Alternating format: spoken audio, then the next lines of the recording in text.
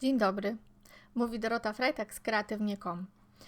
Dziś mam projekt pudełka w technice decoupage 3D z papierem ryżowym, z ozdobną łyżeczką i ze spękaniami.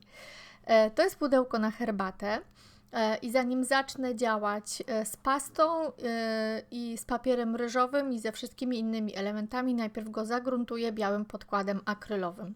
Ja ten podkład akrylowy wcieram w tą powierzchnię, rozjaśniam ją po to, żeby przyklejony papier ryżowy zachował swoje kolory.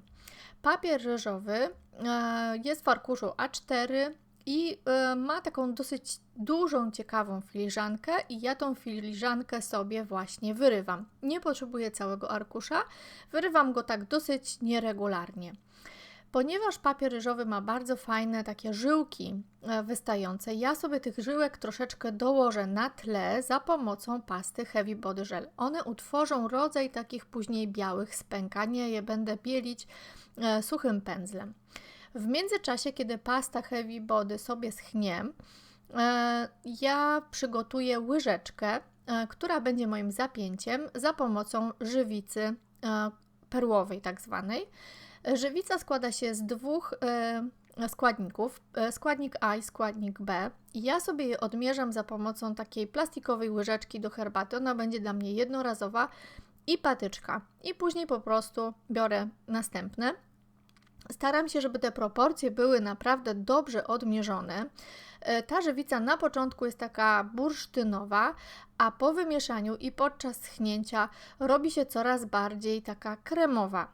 Właśnie ivory, czyli kość słoniowa, zmienia swój kolor. Wlewam sobie tutaj w foremkę silikonową tą żywicę i zostawiam ją do schnięcia na około pół godziny.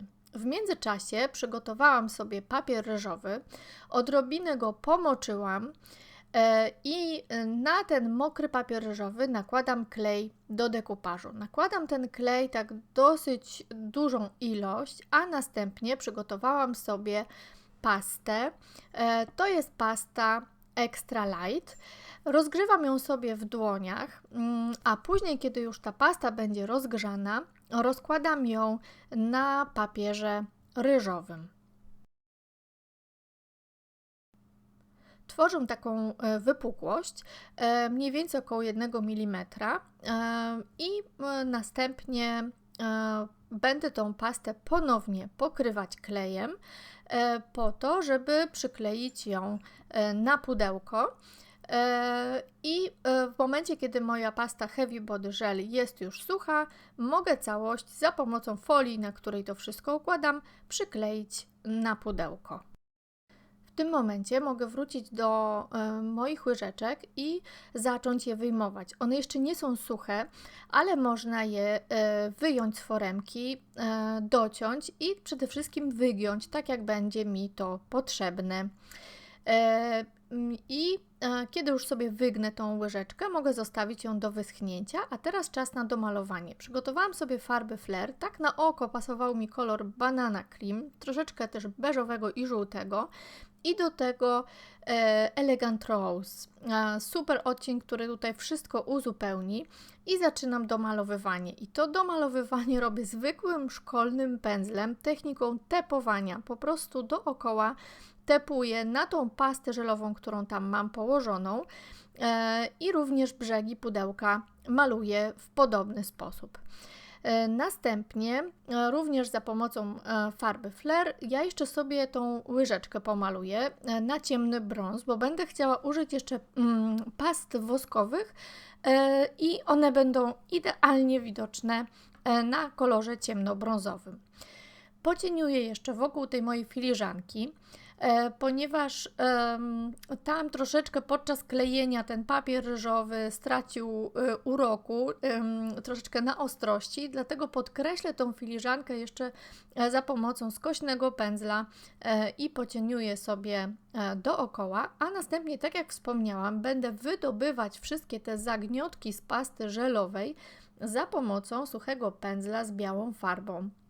rozpoczynam taki proces bielenia, pocierania. Ten pędzel musi leżeć, bo na stojąco to będzie za dużo farby i pocieram również brzegi pudełka i te zagniotki wokół motywu, a następnie zajmę się też dolną częścią pudełka. Ono już w międzyczasie czekało przez noc i ta górna część z pastą jest już sucha. Wybielę również dolną część pudełka za pomocą suchego pędzla i białej farby kredowej Titanium White. No i kiedy to bielenie mam już zakończone, mogę chwycić za stempel. To jest stempel z pękaniami i za pomocą gąbeczki nakładam tą samą białą farbę i nieregularnie odciskam na dolnej części pudełka, tak żeby wyglądało, jakby te spękania tam powstały za pomocą jakiegoś preparatu. Czas na wykończenie tej mojej pracy. Zanim przykleję łyżeczkę, muszę wszystko bardzo dokładnie i wielokrotnie zalakierować. Także ten proces powtarzam do momentu, kiedy uznam, że papier jest bardzo dobrze zabezpieczony. To może być 3 razy, 6 razy albo 9, kilkanaście. Zależy właśnie od papieru i od tego, ile jest warstw. Łyżeczka jest już gotowa do klejenia, jest już utwardzona. Ja wybrałam jakiś taki klej marketowy typu Mamut, ale to może być kropelka albo inny naprawdę silny klej. Po przyklejeniu tej mojej łyżeczki biorę się za pastę woskową i tymi pastami woskowymi mam tu kolor białe złoto i po prostu złoto. Pocieram sobie po palcu, rozcieram na palcu i niewielką ilością pocieram po mojej łyżeczce. Można też przecieszać troszeczkę pudełko. Kolor białe złoto idealnie widać na ciemnym kolorze, stąd jakby ten ciemny brąz był mi tam potrzebny. I tak wygląda gotowy uchwyt. Tu można jeszcze użyć też pędzla i tak jakby dosmarować sobie boki. Tak wygląda gotowe pudełko. Można też dać jeszcze na sam koniec wosk, żeby dać ten ciekawy odcień.